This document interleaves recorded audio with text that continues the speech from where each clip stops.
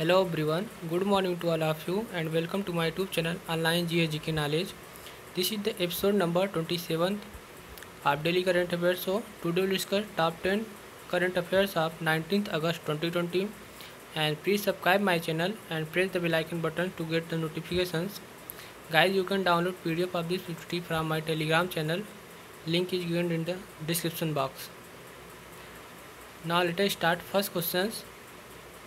The title sponsorship rights of Indian Premium League 2020 has been backed by which of the following? Indian premium league IPL 2020 के शीर्षक प्रायोजक अधिकारों का अधिकार किस कंपनी को दिया गया है? Right answer option number C, dream 11।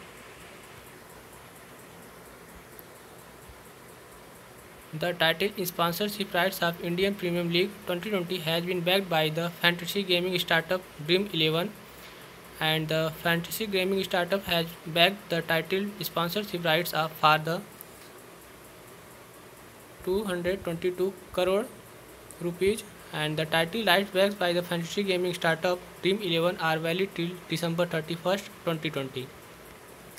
Indian premium league 2020 का शीर्षक प्रायोजक अधिकार काल्पनिक गेमिंग स्टार्टअप गेमिंग ड्रीम 11 द्वारा जीता गया है। फैंटेसी गेमिंग स्टार्टअप ने 222 करोड़ रुपए के शीर्षक प्रायोजक अधिकार हासिल किए हैं। यह टाइटल इस कंपनी को 31 दिसंबर 2020 तक दिया गया है।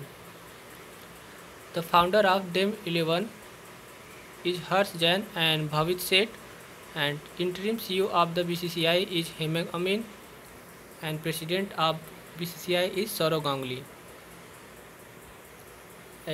यह ड्रीम 11 फैंटेसी गेमिंग स्टार्टअप 2008 में फाउंड हुआ था और इसके फाउंडर हैं हर्ष जैन एंड भवित सेठ and headquarter Mumbai in India, Maharashtra. Next question. Securities and Exchange Board of India has appointed to whom as Executive Director ED। भारतीय प्रतिभूति और विनिमय बोर्ड ने कार्यकारी निदेशक के रूप में किसे नियुक्त किया है? Right answer option number D, GP Garg को। The security and exchange board of India that is SEBI has appointed GP Garg as executive director ED. भारतीय प्रतिभूति और विनिमय बोर्ड ने जीपी गर्ग को अपना कार्यकारी निदेशक के रूप में नियुक्त किया गया है। इससे पहले वह सेबी में मुख्य महाप्रबंधक थे। The chairman of SEBI is Ajay Tyagi, headquarter in Mumbai. Some other appointment recently in news. Kaushik Kona has been appointed as CEO of the Go Air India and Soma Mondal has been selected by the public enterprises selection board as the next chairman of the steel authority of India that is SAIL. And Hardayal Prasad become new MD and CEO of the PNB Housing Finance। Next question, यह भी question appointment से ही related है। Government of India has appointed to whom as new director general of board security force that is BSF, border security force BSF। Bharat सरकार ने सीमा सुरक्षा बल के नए महानिदेशक के रूप में किसे नियुक्त किया है? Right answer is option number A, Rakesh Asthana को। Government of India has appointed Rakesh Asthana as the new director general of the border security force and currently DG Indo Tibet border police chief SS Deswal was holding the additional charge of BSF since March this year. Bharat सरकार ने राकेश अस्थना को सीमा सुरक्षा बल that is BSF का नया महानिदेशक नियुक्त किया है। वर्तमान में इंडो तिब्बत बॉर्डर पुलिस के प्रमुख SS देसवाल इस साल मार्च से BSF का अतिरिक्त प्रभार संभाल रहे थे। The BSF farmed in 1 December 1965 and headquarter of BSF is in New Delhi and some another appointments। PS Rani Pase became new IG of CRPF and Vice Admiral Dinesh K. Tripathi has become the Director General Naval Operation that is DGNO। Next question, the Gwalior Chambal express in Madhya Pradesh was named after whom? Madhya Pradesh में Gwalior Chambal express का नामकरण किसके नाम पर किया गया है? Right answer option number C, Atal Bihari Vajpayee.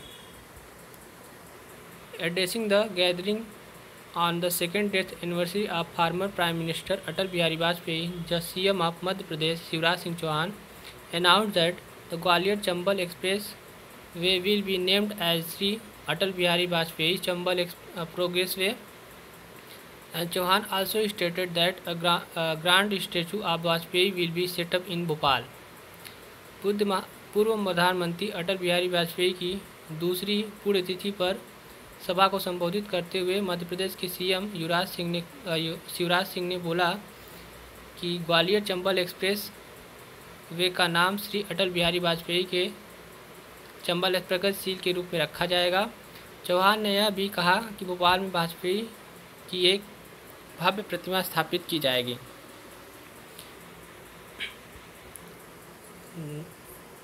This is the location of Madhya Pradesh in Indian map and the formation of MP is in 1 November 1956। Capital Bhopal. Largest city of MP is Indore, district 52, and governor of Madhya Pradesh is Anandiben Patel, and CM of MP is Shivraj Singh Chouhan. Legislature वहाँ का unicameral है जो 230 सीटों वाला, and Lok Sabha seat 29 seat and Rajya Sabha seat 11 seats.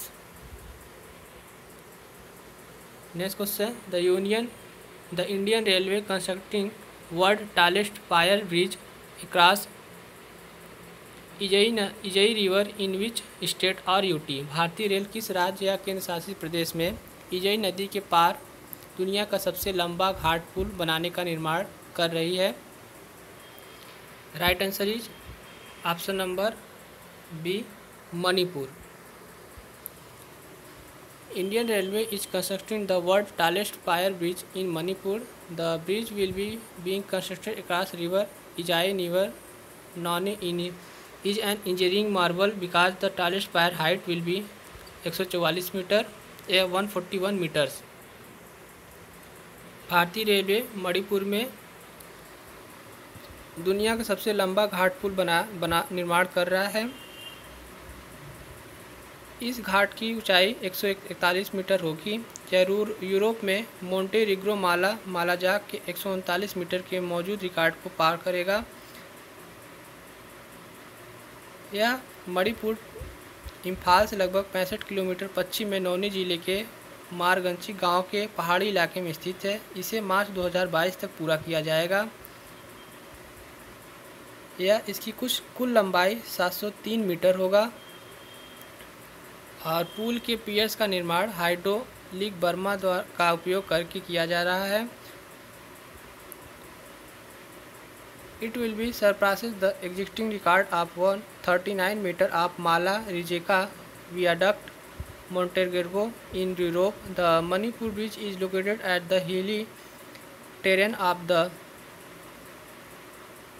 मारगचिंग village in Noney district about 65 km west of Imphal, and it will be completed by March 2022, and the total length of the bridge will be 703 meters, and the piers of bridge are constructed using hydraulic augers. The tall pier needed specially designed slip from the technique and to ensure efficient and the continual constructions. And this is the location of Manipur and the capital of Manipur is Imphal। और यह राज्य 21 जनवरी 1972 को बना।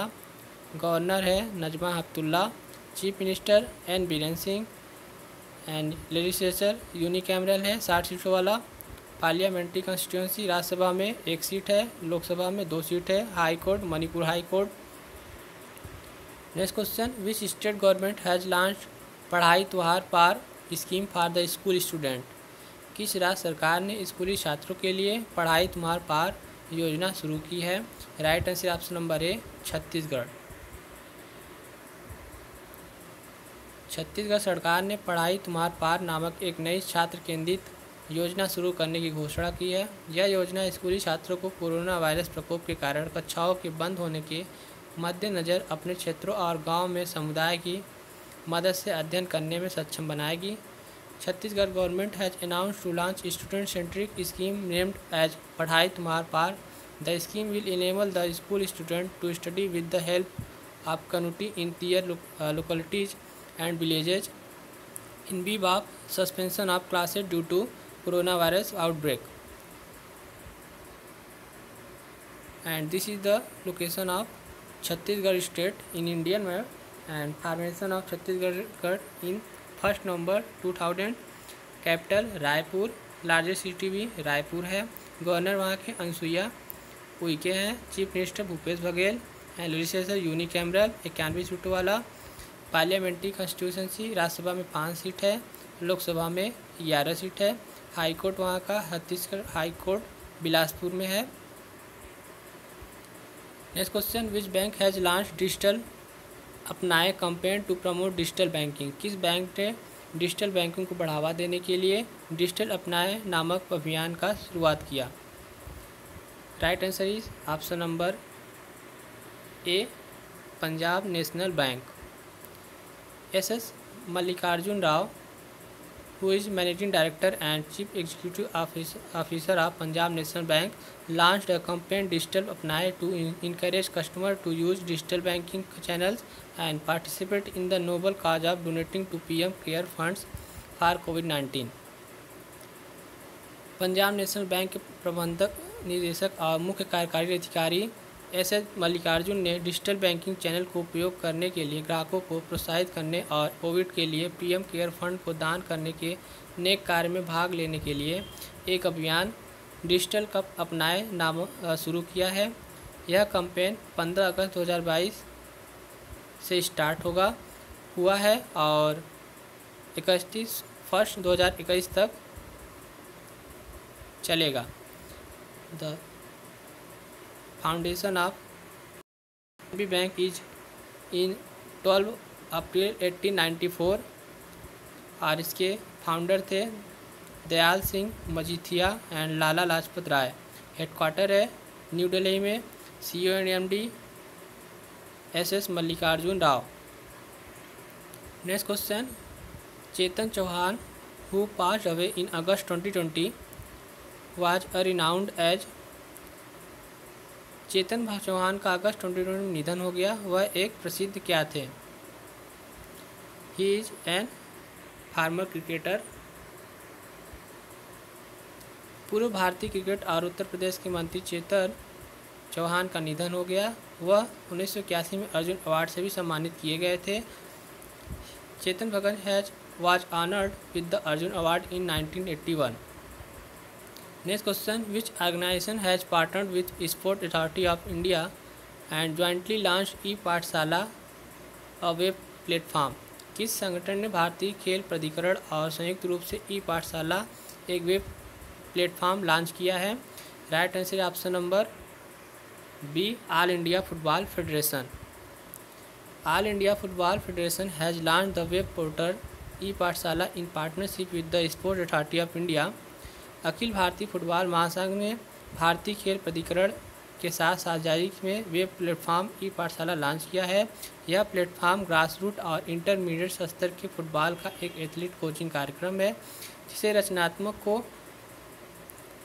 रचनात्मकता को पहचानने और football में बच्चों की रुचि विकसित करने के लिए यह प्लेटफॉर्म शुरू किया गया है, जिसे 3 भागों में विभाजित किया गया है: my football culture, my skills and training. The platform is an athlete coaching program in football for the grass roots and intermediate and it has been launch to recognize the creativity and develop the interest of children in footballs, and it has also been split into 3 parts: my football culture, my skills and my training. And last question of this video, who has authored a new book titled Full Spectrum India's Wars 1972 to 2020? Full spectrum Bharat के युद्ध 1972-2020 नामक एक नई पुस्तक किसने लिखी है? Right answer is option number A, Arjun Subramaniam. Retired Air Vice Marshal Arjun Subramaniam has authored a new book titled Full Spectrum: India's War 1972-2020. It is sequel to his first book, India's Wars: A Military History 1947-1971. सेनानिवृत्त air vice marshal Arjun Subramaniam द्वारा full spectrum India's wars 1972-2020 शीर्षक एक नई किताब लिखी गई है। यह उनकी पहली पुस्तक India's wars a military history 1947-1971 की अगली कड़ी है। यह पुस्तक समकालीन भारत में दशकों से चले आ रहे युद्ध और व्यापक संघर्ष का वर्णन करता है। इसे Harper Collins publication India private limited द्वारा प्रकाशित किया जाएगा। The book portrays the comprehensive account of the war and conflict in the contemporary India over the past 5 decades. Next month, it will be published by HarperCollins Publishers India Private Limited. कुछ अन्य book जो हाल ही में अगस्त महीने में launch किए गए हैं जो निम्न है। The book title amazing Ayodhya authored by Neena Rai and the Tibetan spiritual leader Dalai Lama has released a new book titled Our Only Home, a climate appeal to the world, and the book titled The End Game, authored by Hussein Jaidi. And this is the end of the video. If you like this video guys, please like and share, and don't forget to subscribe my channel Online GeoGK Knowledge, and see you in next video. Thank you.